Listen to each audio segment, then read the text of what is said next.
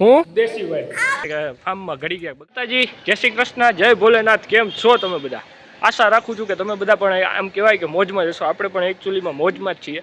અને તમને બધાને વાહે બેકગ્રાઉન્ડ જોઈને એમ થતું હશે કે આર્યનભાઈ કોના ખેતરમાં કે ફાર્મમાં ઘડી ગયા બગીચામાં. એ કોઈનું નથી, આપણું જ છે.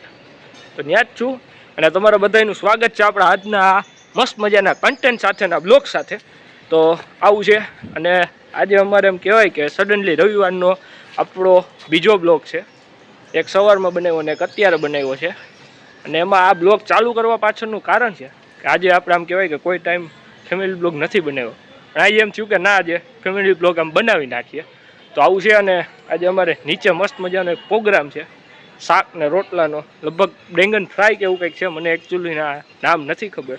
તો આવું છે તો એનું બધું મેકિંગ ને એ બધું તમને બતાવીશ. અત્યારે તો કટિંગ ચાલુ છે અને હું આમ કહેવાય કે બગીચામાં આટા મારું છું. કોકના નથી, આપણા જ છે.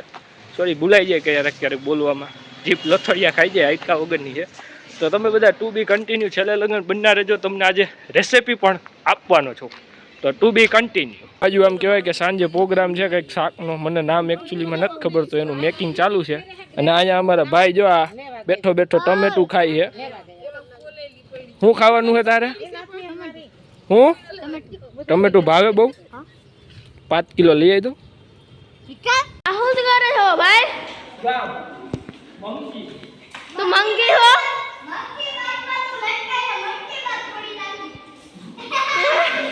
તો મિત્રો, મેં તમને આગળ કીધું કે આપણે શાકની રેસીપી આપશું. તો આ બાજુ આપણું શાક બનવાનું શરૂઆત થઈ ગઈ છે. તો પહેલાં તો હું જોઈ લો આ શું છે. તો આ છે આપણું બટેટા ભાઈ, જે આમ કહેવાય કે ફ્રાય થઈ રહ્યા છે. આપણી ગુજરાતી ભાષામાં કહેવાય તો તળાઈ રહ્યા છે. અને એના પછી આપણો વારો આવશે આ રીંગણા ભાઈનો. એટલે કે શાક તો આપણું રીંગણાનું છે, તો આ ભાઈ મેન છે. તો આ ભાઈને આપણે આવી રીતે ફ્રાય કરી લેવાના, એટલે કે તળી લેવાના. તો ફાઇનલી એમ આપણે નીચે પાર્કિંગમાં બેઠા છીએ. હું કેવું આવતું છું મને નથી. આ ભાઈ ક્યાંકથી પ્રગટ થયા? કયું ગામ ભાઈ? મોટી ગાડી. આ ભાઈ આવી ગયા છે લગભગ આપણા બ્લોગમાં. આવું છે. એક બાજુ આમ શાક, ધીરે ધીરે શાકની પ્રિપેરેશન થાય છે. તમને બતાવું ધીરે ધીરે બધું. ટુ બી કન્ટિન્યુ છેલ્લે લગન બન્યા રહેજો. રેસીપી ફૂલ આપવાનું છું. તો એવું છે, આપણે કોઈ બનાવ્યો તો નથી, પણ આજ બનાવવાનો છે. હજી આમાં એક ઘટે, એ ક્યાંય જો એ એઠેથી જરાક ઉથમું તો હાલવું પડે. તો આવું છે. તો આજે આપણે લેવાની છે ફૂલ દેશી વાઇટ. દેશી વાઇટ લેવાની છે. જો એ વાવાઝોડું કે હફનું નથી રહેતું અમારું પકડા. આજે લેવાની છે ફૂલ દેશી મોજ. બાજરાના રોટલા, શાક, અડદનું પાપડ, છાશ, ડુંગળી, કાંદા, ટમેટા, એવું બધું છે. રોટલા તો બોલ્યો, એક બાજુ રોટલા બને છે ને અમે આ થઈને બેઠા છે. અને હાથમાં કંઈક છે જ, મારો લેપરેટ લેવાઈ જવાની છે. આવું છે તો ટુ બી કન્ટિન્યુ.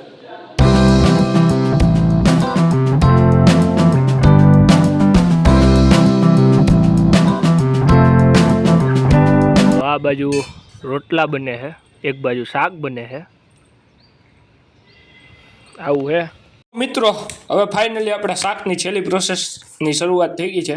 તો પહેલાં તો આપણે લીધું તેલ, એમાં નાખી દીધી આદુ મરચાંની પેસ્ટ, અને પછી નાખી દીધી ડુંગળીની ગ્રેવી.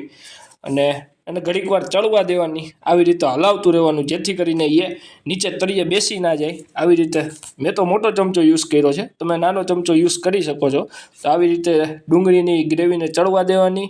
ડુંગળીની ગ્રેવી જાય પછી એમાં કંઈક નાખવાનું આવે, મને નથી ખબર. તમે આગળ બન્યા રહ્યો, હું તમને કહી દઈ, કારણ કે હું જોઈ જઈને બોલવું પડે, કારણ કે હવે વોઇસ ઓવર કરવો પડે છે. કારણ કે હું કાંઈ રસોઈનો રાજા તો નથી, મને ખબર હોય. તો આવું છે મિત્રો. તો આ બાજુ આપણું શાક બને છે અને હવે એમાં જશે કંઈક જવાનું હશે, તો એ મને નથી ખબર. તો તમે બધા બન્યા રહ્યો, હું કહેતો જાવ યાર, આગળ મૂંઝાઈ નહીં જવાનું. તો આવી રીતે આપણું શાક બને છે ધીરે ધીરે કરતું. તો હવે એમાં જશે શું જાહે, કમેન્ટ કરો હાલો. જેને બેંગન ફ્રાય ખાધું હોય, રીંગણાનું ફ્રાય એટલે કે તરેલ રીંગણાનું શાક ખાધું હોય, એ જરા કમેન્ટ સેક્શનમાં કહી દેજો કે હવે આમાં શું જાહે. તો આવું છે. અત્યારે તો ગ્રેવી મસ્ત મજાની ડુંગળીની ચડે છે. પછી સ્વાદ અનુસાર મીઠું, પછી એમાં જશે સ્વાદ અનુસાર ખાંડ. તમને ફાવે તો ઠીક છે, બાકી ઓપ્શનલ છે, નાખી શકો, ના પણ નાખી શકો. અહીંયા મને ગમે એટલે 2 ચમચી ખાંડ નાખી છે. આઈ મીન હું કલાકાર નથી, કલાકાર તો બીજા છે બનાવવાવાળા. હું તો ખાલી બેઠો બેઠો વિડીયો ઉતારું છું. આવું છે. ને ત્યાર પછી એમાં શું જશે, એક જ મિનિટ તમે જો, હું જોઉં. ઓલો ચમચો ફાવતો નહોતો એટલે ચમચો બદલાવી નાખ્યો છે આપણે. તો આવું છે. તો તમે બધા બન્યા રહ્યો શું છે હું કહું આગળ જોઈને.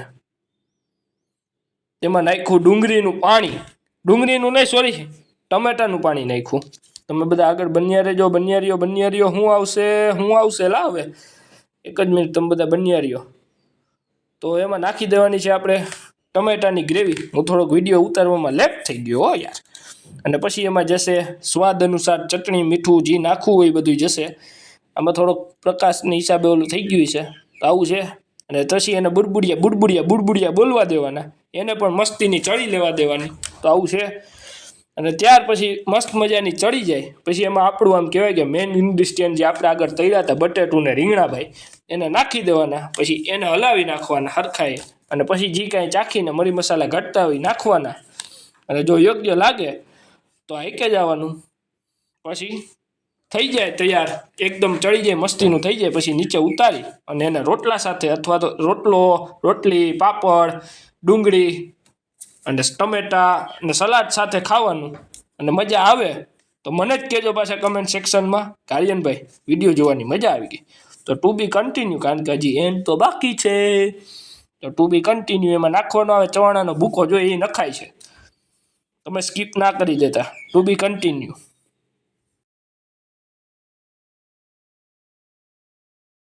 તો મિત્રો આજે થઈ ગયો છે મંગળવાર અને રવિવારનો બ્લોગ ફરી પાછો આજે કન્ટિન્યુ થયો છે. ખાલી ને ફક્ત ને ફક્ત એન્ડિંગ માટે જ થયો છે, કારણ કે તે દિવસે એન્ડ કરવાનું પણ ભૂલાઈ ગયું હતું.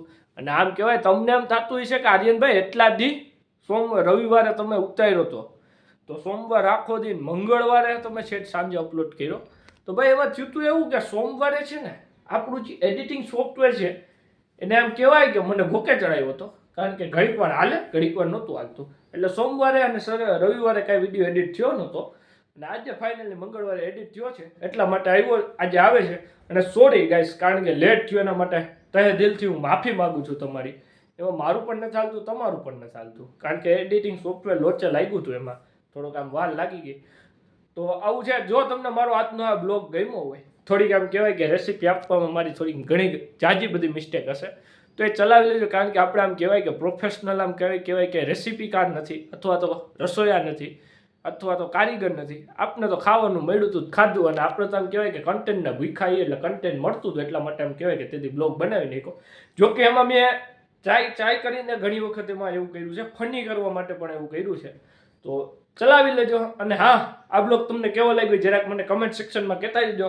અને મળીશું કોઈ નવા બ્લોગ સાથે. તાલગણ આપો મને રજા. Tata, bye bye and C you. મળીશું કાલે સીધા 6 વાગે બ્લોગમાં. હવે ફરી પાછા હજી આ બ્લોગ આજે પણ આમ કહેવાય કે ટાઈમિંગમાં હજી કંઈ સેટ નથી, એટલા માટે થોડોક લેટ પણ આવશે, એના માટે માફ કરજો. અને કાલથી ફરી પાછા આપણે 6 વાગે બેક ટુ થઈ જશું.